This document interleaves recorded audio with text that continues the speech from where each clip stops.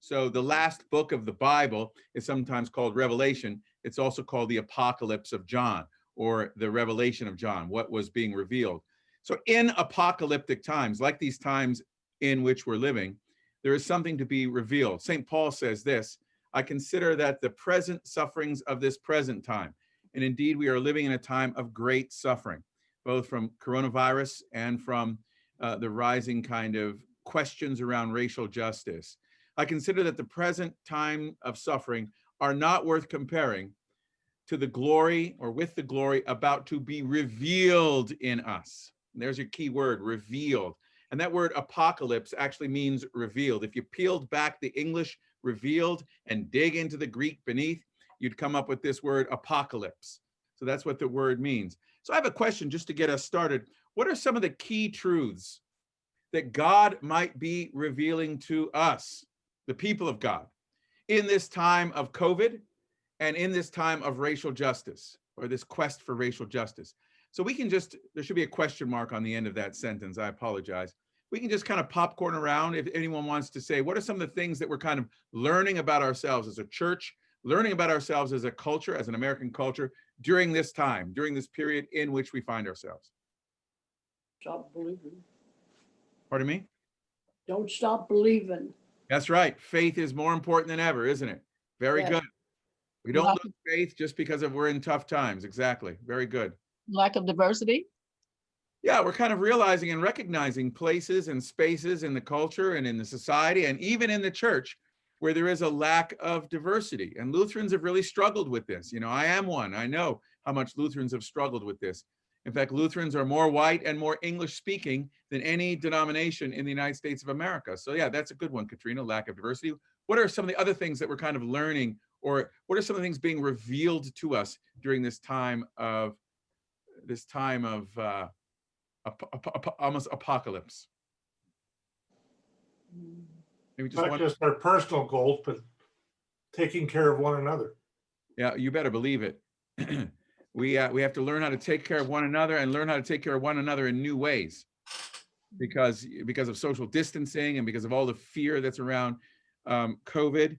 But we can clearly say this, but with both the so-called Black Lives Matter movement and because of COVID, people are afraid, and more afraid than ever. Afraid for the future, afraid for the culture, afraid about what's happening in our nation. People are very anxious. So whereas fear takes a specific, so I can be afraid of something specifically. I could be afraid of the dark, for example. That's a specific fear, that if I walk outside in the dark, I'm afraid. But anxiety is unspecific. Anxiety is there might be something out there that I don't even know. And a lot of people are afraid of what they don't know. Fear is a specific kind of anxiety. Anxiety is more general or more vague. People are more armed than ever with all kinds of facts and all kinds of false facts, with all kinds of false truths, with all kinds of rumors, with all kinds of things. People are armed more than ever. And then finally, people are very accusatory in our culture. A lot of people are setting up this kind of blame game, people blaming one another, blaming each other. I'm actually going to come back to this later. And blaming a lot of people around this topic of race. So race, as we know, as believers, race does not really exist as a category. There is no such thing as race. Race from a genotype perspective does not exist. There is more biological and DNA difference within so-called races as there is between so-called races. Race does not exist as a genotype, but racism, on the other hand, does exist. And so I want to talk a little bit about this kind of struggle that we've had with this topic of racism. And I want to start with the first day I was at college, Pastor Green. I also went to a school called Concordia College. It was in Ann Arbor, Michigan, in the early 80s. And on my first day on campus, the campus census taker, he gave me a form to fill out. And he wanted me to check all these boxes on the form. Some of you probably know where a story like this is going. So the first category on the form was Black. And so my father is Afro-Jamaican, which is where I was born, in Jamaica. My father is very Black and proud. I mean, He's a, he loved Marcus Garvey. He loved, he loves his Black history. And my father is, so I checked that box because, I mean, that's my dad. The next category on the census form was white. My mother is Scottish, Highland, freckled, red-haired, see-through white. She's like transparent white, very, very white. So if you come from your mother, you must be what your mother is, right? You've got to be what your mother is. So I checked that box. The next category was Spanish surnamed. So we have no idea how we got this name, Nunes, Nunes. It's actually Portuguese, which is very close to Spain. I actually did some research to try to figure out how we got the name. It turns out that the name is Sephardic Jewish. Go figure. So we like to make up stories about the pirates of the Caribbean, these people who came in and these swashbucklers. So I thought, well, let's see, Spain, Portugal, if it was N-U-N-E-Z, it would be Spanish, N-U-N-E-S is Portuguese. So I checked that box. The next category was like Pacific Islander, Hawaiian, South Pacific. That was the only box I didn't, Asian was in that category. That was the only box I didn't check. And then finally, the last category was international student. I was born in Montego Bay, Jamaica. My parents moved from Jamaica, where it's nice and warm, to Canada, where it's not so warm and nice, up in Toronto. I grew up in the Toronto area. And then I was living in the US. That's 3 different countries. So that's pretty international. So I checked the international student box. I must have had about, 5 or 6 boxes checked in terms of ethnicity. The next day, this campus census taker who was wearing a bow tie that was obviously too tight because he was apoplectic and upset. Can't be all of these things. It's impossible. You've got to be one thing. Can you please just be, you're skewing my data. Can you please just be one thing? So I like to tell you that was the day I guess I became Black, I suppose. I started the Black Students Organization on campus. Since it was a Concordia, there were just 8 of us, right? So all 8 of us. And then one of the first things we did was have a campus walkout on Martin Luther King Day because they weren't celebrating King Day. And so he was really sorry that he made me Black at that campus. But these are my parents. This is my mother and this is my father. My father is now with the Lord. We celebrated his name as well yesterday on All Saints Day. He died in October of 2016. He was my hero, an educator, a man who knew that education was the pathway to opportunity and the gateway to possibility in life. And my mother is a nurse. She's still living. She's still strong as ever. My parents are heroes. What they went through and what they endured in their life, I cannot begin to tell you, but they made the world a better place for their children. The very fact that they could mate and produce offspring shows you that they belong to the same race, this thing called the human race. Okay, there is one race, it's human. From a genotypal perspective, race does not exist. However, from a phenotype perspective, so a couple new words for you today. Genotype, that has to do with our genes. There's no genetic difference between people. There's no theological difference between people. Baptism names us and claims us all in the name of Father, Son, and Spirit, no matter who we are. Baptism is the great equalizer. God created everyone from one person. From Adam and Eve comes everyone. So there's no genotype difference. Phenotype, however, refers to appearances. People appear to be different. In other words, we have differences of melanin, which leads to our complexion, or hair tone, or hair texture.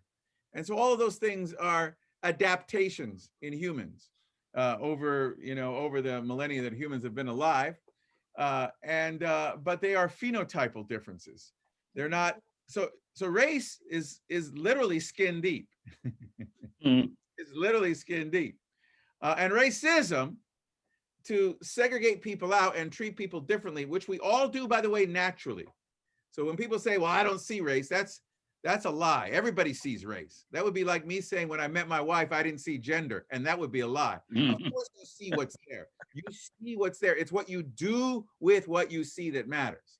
But racism is a sin.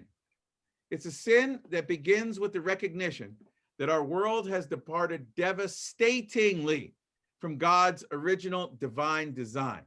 God did not build this into the creation. And so relationships tend not to be right. between us and our Creator. Our churches would be fuller if relationships were right with the Creator. Between us and the creation. So environmental concerns ought to be Christian concerns. We ought to care about God's creation. Between us and our own selves. This is why we have psychologists and counselors and psychiatrists and all that, because we're not right even with our own selves. And of course, between us and one another. And so racism it derives from sin. That's where racism comes from. Now, I want to talk a little bit about some of the manifestations of racism that happen sociologically in our culture. And I want to unpack a few of these. First, I want to talk about profiling, because you have a lot of people who argue about profiling, whether or not it really does happen or really. Profiling is a law enforcement strategy, and it's used to identify likely criminals based on a profile. Another term I want to unpack for you is privilege. Privilege is a special power, opportunity, or immunity that's granted to one group of people as contrasted with another group of people. And so the first controversial point, because it's no fun if you're not just stirring things up a little bit, is I want to say that both of these things are true. Notice, by the way, I did not say white privilege. I said privilege, because I believe that I'm a person of privilege. As a lighter-skinned person, lighter-skinned Black person, as a educated person, as a college president, I'm a person who has privilege in our society. So I don't use the term white privilege, but privilege exists and profiling exists. And I want to tell a story now that identifies when and how this has occurred. Is there anyone on this call who has been pulled over by the police more than 14 times? 14? 14. I might be close. Yeah, that's interesting. That's interesting. That so you appear to be a Black male, Everett. You say you might be close. My son's been pulled over 15 times, and he's a lot younger than you. This is our son. Okay, it must be the dreadlocks, I guess. This is Monique and my son, and he's an athlete. He's a football player. He considers himself an NFL free agent. The only downside is that there are no NFL teams that consider him an NFL free agent. But he has had a couple of tryouts. He had a tryout with the New York Giants. He had a tryout with another team in your state. They're called the Browns or something like that, a little bit north of you. He's had a couple of times. And he has that's his wife. His wife is Sarah, and Sarah is a daughter of 2 Lutheran educators, and these are their 2 children. John III, which really was a great honor and privilege to call him after me. So my son is John Jr. We call him JJ, and he called his son John III. And this is their daughter, their newborn daughter, and her name is Josephine. They call her JoJo. And so my son was taking his son to nursery school maybe 6 months ago. My son, who's been pulled over 15 times for various reasons. And it was in a village, which I will not name to protect the guilty, a village not far from here. Pastor Green would know the name of this village.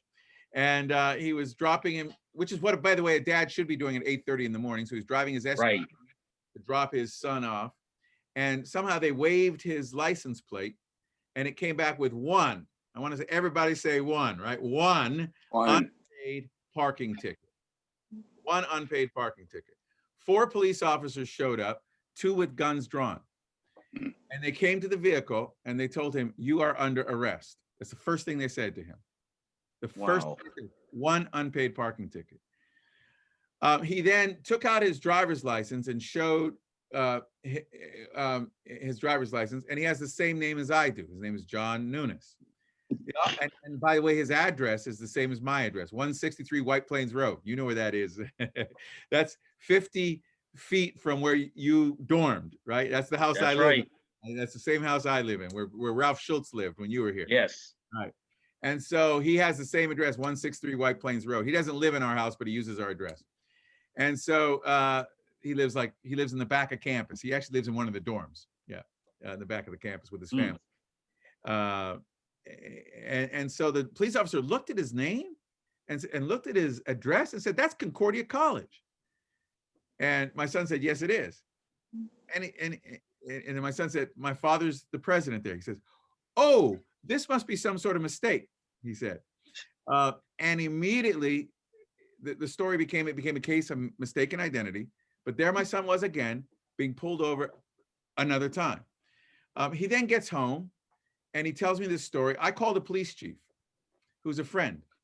I have his phone in my cell phone. I said, can you help me to understand why this happened? And the police chief says, we're very, very sorry about this. Please just call this number and this guy will take care of the whole thing. Now, I want to hold up this story as an example of both profiling, because my son was profiled. He fit the description of someone they thought was a criminal, and privilege, because we have the benefit of special immunity because of my status in the community, or because of where he lived, or because of what his name is.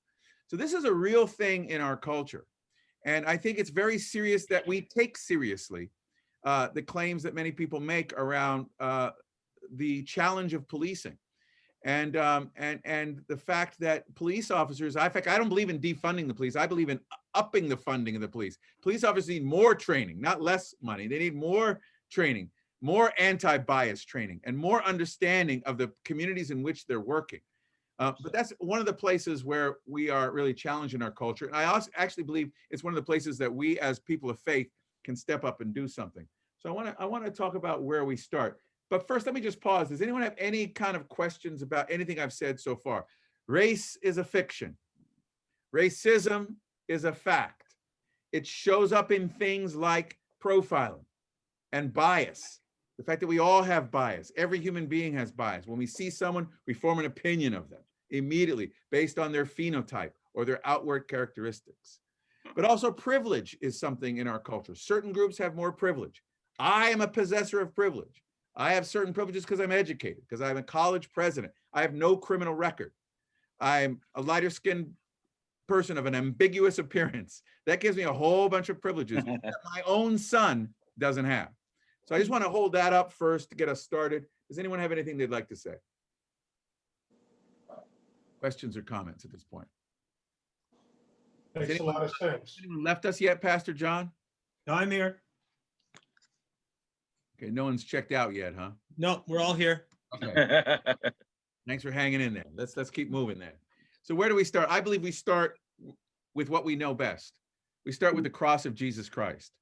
It is the symbol and the place of redemption, and it's the place, it's the epicenter of our faith, the cross of Jesus Christ. The cross of Jesus Christ is the place where God makes all things right. All the things that are wrong are made right at the cross of Jesus Christ. So we keep that as people of faith front and center.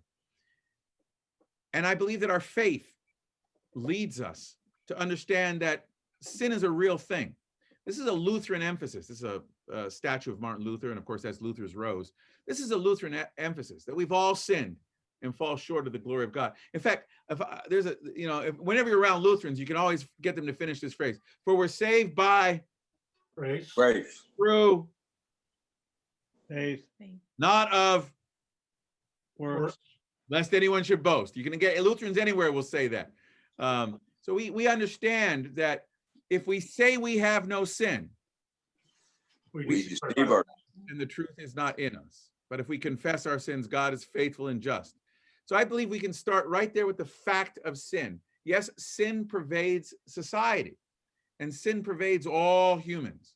So the kind of racism denial is not helpful because it's kind of born into us.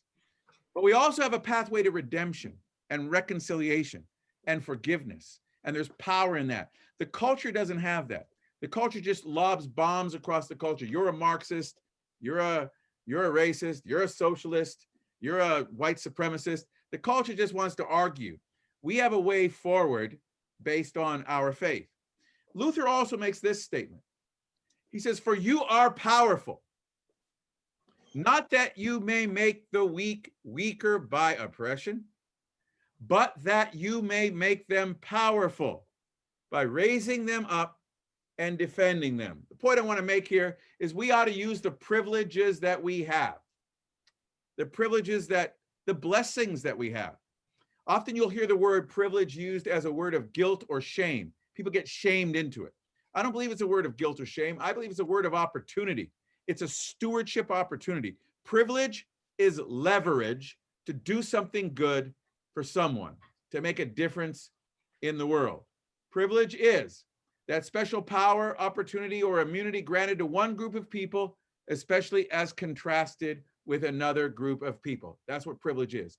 And I believe that privilege is a blessing of God that we can use to make a positive difference. Here's an example of a man who used his privilege to make a positive difference. I know some of you say, I don't see race, but there actually is a black person in this photograph. I'm sorry, that was a cheap joke. Upper right-hand corner, obviously. And he's a student at Concordia College. The first African-American student at Concordia College, graduated in 1912. Concordia has always been kind of on the leading edge of a lot of these, what's new, right? So his name was Carl Stoll, K-A-R-L-S-T-O-L-L.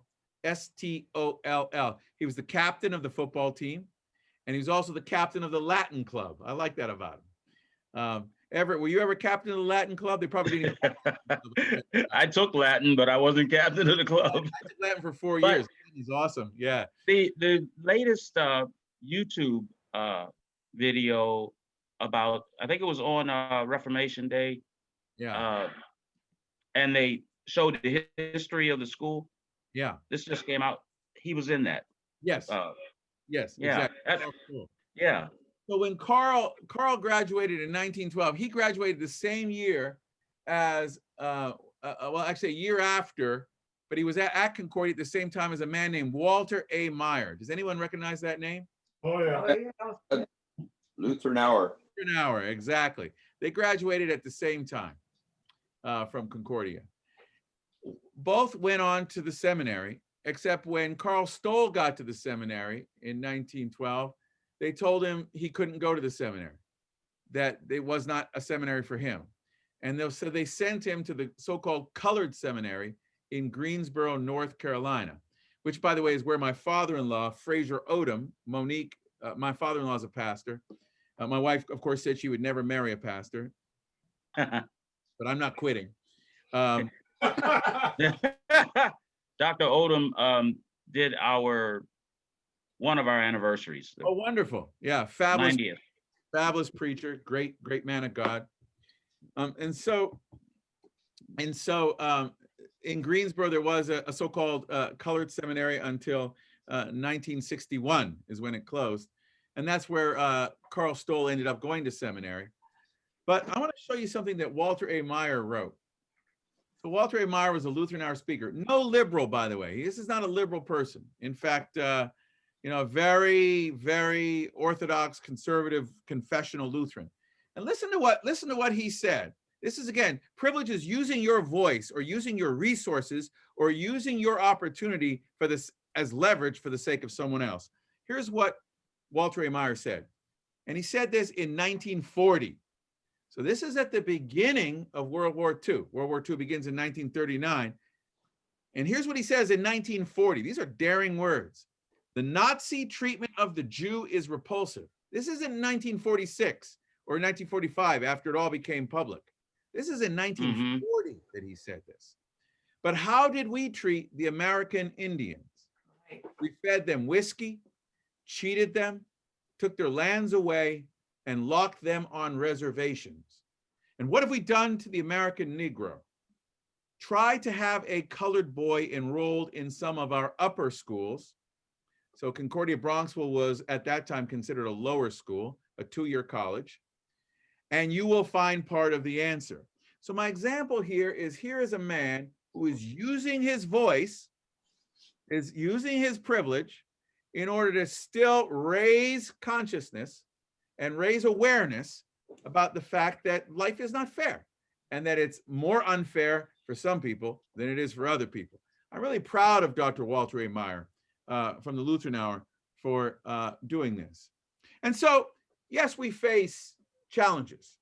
And in the midst of the challenges we face, and here we are on election eve, how opportune. you really have three options. The pessimist complains about the win. You can complain about it, you can whine about it, you can be a victim about it. You can choose that path if you choose. The optimist just kind of expects things to change. The leader adjusts the sails. The leader does something. The leader tries to make a difference. The leader gets active. So where do we start? We start with the understanding that although race is a fiction, racism is a fact, it's a sin, that God has mercy for us and mercy for everyone that is more plenteous than sin. That comes from the Lutheran confessions. I threw that in there for these pastor types. They like the Lutheran confessions. There it is right there. There it is from the Lord. Mercy is more plenteous than sin. So racism doesn't have the last word. Okay. God's mercy has the last word.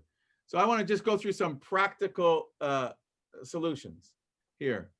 I believe that change happens best when it's one by one from the inside out. So it's not trying to change everybody at the same time. It's building relationships with people one by one, getting to know people one by one, inviting people to your house one by one, spending time with them one by one. And change doesn't happen from the outside in. God's change happens from the inside out. God works on the heart. So what I often tell people is don't listen to the words they say. Pay attention to the work of God, the mercy of God that is at work in people's hearts. That's point one by one. Point two is be intentional about who is at the table. I like to say that if you're not at the table, then you're on the menu. Mm. And so, for example, it's about, and when I say at the table, I mean tables of power, tables of decision making. And I'm not talking about quotas here, because I actually don't believe that quotas work. But I know that if we're not intentional, it won't happen like just by poof magic. So we have to think about it. We have to say, well, who needs to be at this table? For example, if you were starting a youth ministry, would you consider a youth ministry that with a group of people studying the youth ministry and planning the youth ministry without having anyone under the age of 65 at the table? Of course not. You need to have those voices at the table. It's important to have voices at the table. Another thing I like to say is nothing about them without them. Nothing about them without them. So we're not just sitting around talking about people, we're talking with people, we're in dialogue with people.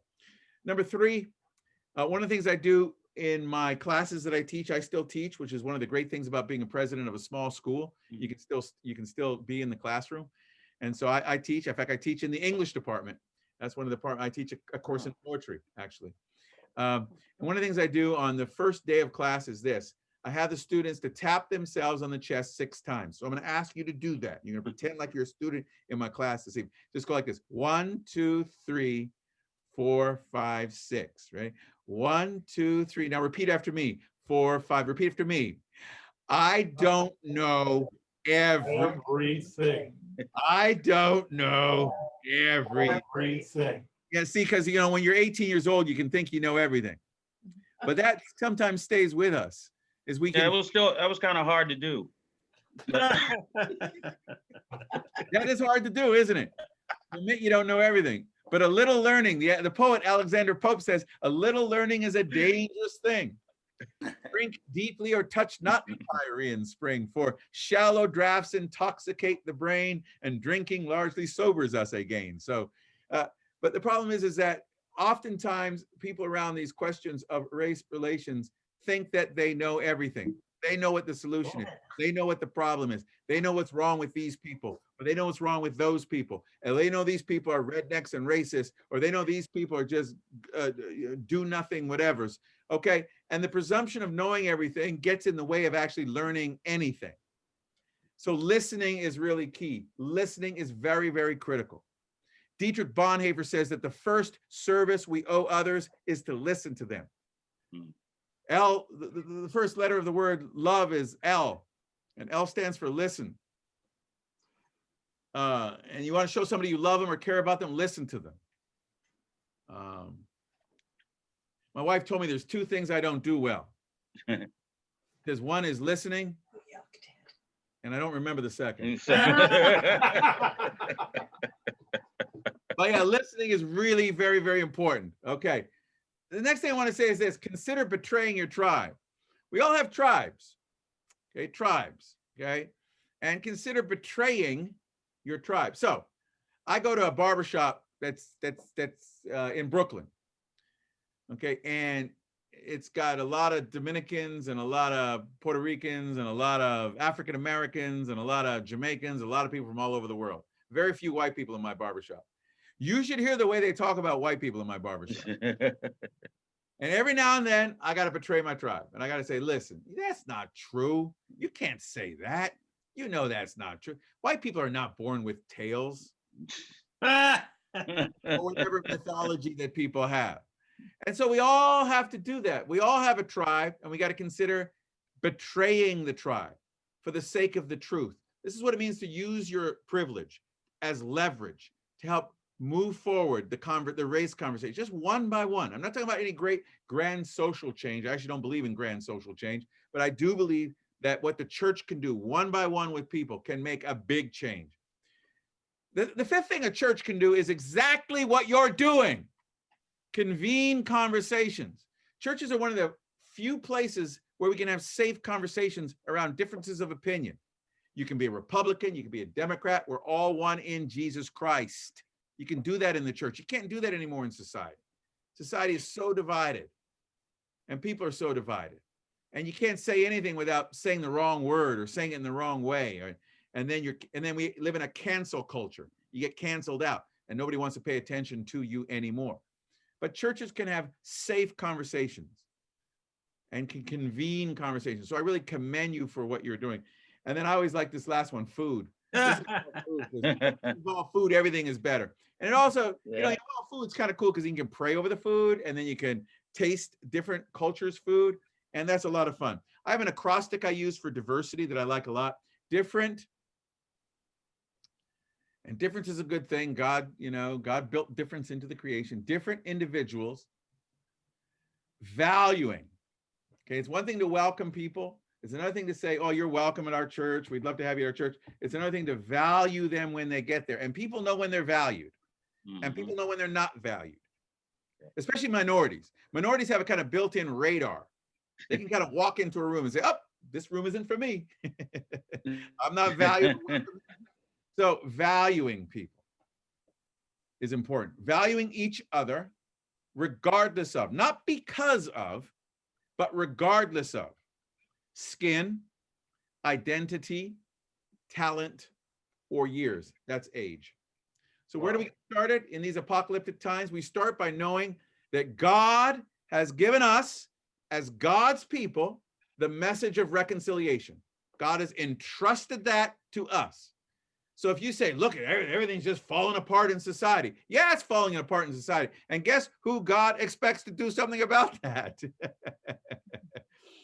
The people on this Zoom call, all of us. Of course it's falling apart. We should not be shocked that things are falling apart all around us. Why should that shock us?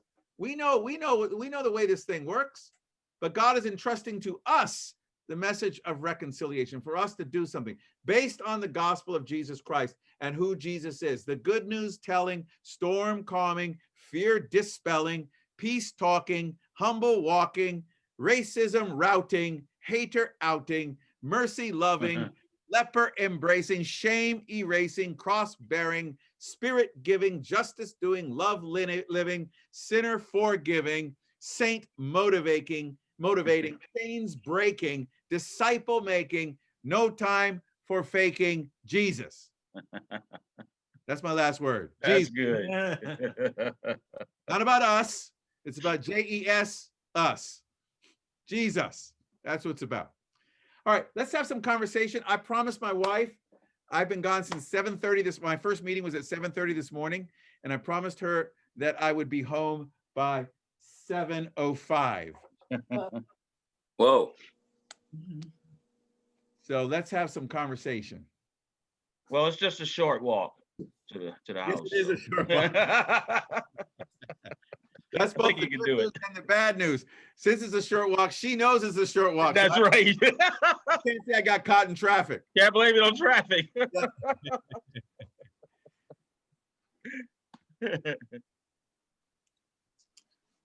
Oh, did he cut himself out? No, I Oh, there we stopped go. sharing so we could There he see is. everybody. If you There he go is. to view top right-hand corner, pick gallery and you can see everybody then. Yeah. And I want to just, Great. Pastor John, before I leave, I have a pitch for this group. I want to show one more slide, Okay, but not right now. Just okay, like maybe at like 3 minutes after 7. all right. Do we have questions for Dr. Nunes? Anybody have questions? Come on now. Can you go back over his cross stick? I was trying to write. but Oh, you're trying to write all those down? You need to go back. Different. D is for different. Okay. I is for individuals. V is for valuing. E is for each other. So I snuck 2 words in that one. R is for regardless of.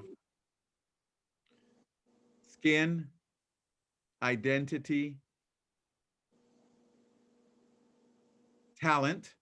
So one of the things I'm really happy about with Concordia College is we actually have a program we call Impact You, and it is for students with various on the spectrum, with various intellectual diversities, and it's a beautiful program. The diversity. So that's when I say talent, I mean just because someone has their disability revealed, and others of us have our disabilities concealed, doesn't mean they're not part of this community called the body of Christ.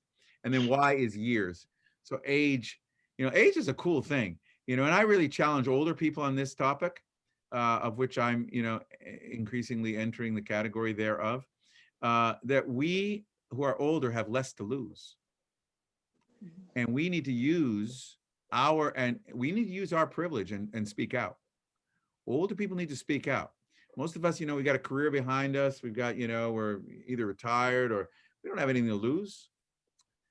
And what's the worst thing they can do to us? Kill us? I kind of use that also. I think years is a really important thing. I actually think older citizens, senior citizens, and older people, they ought to speak out on this, because people will actually, when senior citizens speak out, it's very powerful, very, very powerful. So yeah, Y is for years. Thank you. Dr. John, Yes, who is this? Bob Miller, Cincinnati. Okay, Bob, how are you? Oh, I'm good. You and I like oatmeal raisin cookies, right? Or is that Ted? Yeah, I'm 88. Am I 88 or 87, Ginny? 80. I'm 88, and Piano. You have as many years as a piano has notes. yeah, that's true. I never thought of that. Yeah. And I always wanted to play the piano. Yeah. But I thought when you were talking earlier about the anxiety of our times, I was thinking, I have said several times, I'm glad that I'm as old as I am, because I know where I'm going, not because of anything I've done, but through my Savior, Jesus Christ. Amen. And it gives me comfort, because I look at what's going on in the world and I say, they can't really mess me up too much. They really can't. And then on the second thing, I still feel that we need to know more about what's going on. And that's why this is our second time to join this group. And our church we have a white church. We don't have any Black people, and it bothers me. Good for And you. I wish we had some Black people so I could see how our church would treat them. Good for you, Bob. Good for you. What beautiful words you've just said. The first thing I liked about what you said is your faith, being intact, and where you're heading because of the gift of God. That's beautiful. Second thing, I love the way you say you keep learning. You're a lifelong learner. So learning doesn't end at any point in life. We keep learning. It doesn't matter where we are. We don't know everything. We can keep learning. And that's why you come to these sessions. And the third thing, I like the way you talk about your recognition that you can't be satisfied with the fact that we have so much segregation in our culture. Anybody who's satisfied with that has a problem, because that's not what God is all about. So I really respect that about you, Bob. Thank you for speaking out. Keep on using that voice, Bob. You've got a good voice. Yes, sir. There's one other thing I wish that I had, and that's a recorder, so I could have recorded this session. Well, guess what? You're in luck. I did record it. A little red Oh, really? up in the top left-hand screen, and I think they're recording every word we're saying right now, Bob. Really careful. Be careful. Okay, what you well, say. my presentation is mixed up. All I see is my wife and I, so something's not working right. So this is why God gave us grandkids. Yeah, that's very true. We have 11. Monique and I have 11 grandkids. We have 10 who are still living, but we have 11 grandkids. We like to say Wow. 6 children. We have 12 grand and 12 great grand. Wow, you got me beat. Well, yeah, that's great, We've Bob. been married 65 years, so Oh, we probably have a congratulations. head start. That's beautiful. That's an inspiration. Thank you, Bob. Anybody else have questions for Dr. Nunes? Yes, Kimberly. Something that you said, Dr. Nunes, made me think of this question. I recently graduated with a degree in concentration in nonprofits, and I'm looking for organizations to align myself with. I'm running into the difficulty that some of the organizations are doing amazing work, just absolutely amazing work, but there's one or two things about them that I don't agree with. And it's hard to find an organization that I'm just like all across the board there. Yeah. And I don't know what to do with that. That's my experience. That was my experience yesterday, Kimberly, and I'll be a little bit transparent here. When I stood in the line to vote. Mhm. Yeah. We have 327 million people in the United States of America. Now I'm being very personal. And this is the best we can do as our presidential candidates. I mean, and our parties are just so divided on the one side and on the other side. And if let's just say you're a pro-life person, which I am. And let's say you believe also in racial justice, which I do. Or which side do you go for in this? Mm. There's no place. So I kind of think that's what you're sort of saying with this, Kimberly. So if you're interested in racial issues, there's a group called Lutherans for Racial Justice that I like a lot. Lutherans for Racial Justice. You can get it on Facebook. They are, by the way, Dr. Nunes, I've been in contact with Reverend Matthew Gonzalez, and he's going to speak to us. So Yeah, he will be a guest speaker for us. Yeah, Matt's a great brother. Matt's church isn't far from here. Matt's on our campus all the time. Matt's a very, very good friend. Matt's one of the founders of Lutherans for Racial Justice. I like this group. Some people think they're out. I don't think they're out there. I think they're grounded. I think they're grounded in our Lutheran faith, and they care about issues of racial justice, and they're pointing them out. And they're being very prophetic, and I think that's really needed. And so check them out, Kimberly. I don't know kind of where you are on all these issues, but check out Lutherans for Racial Justice.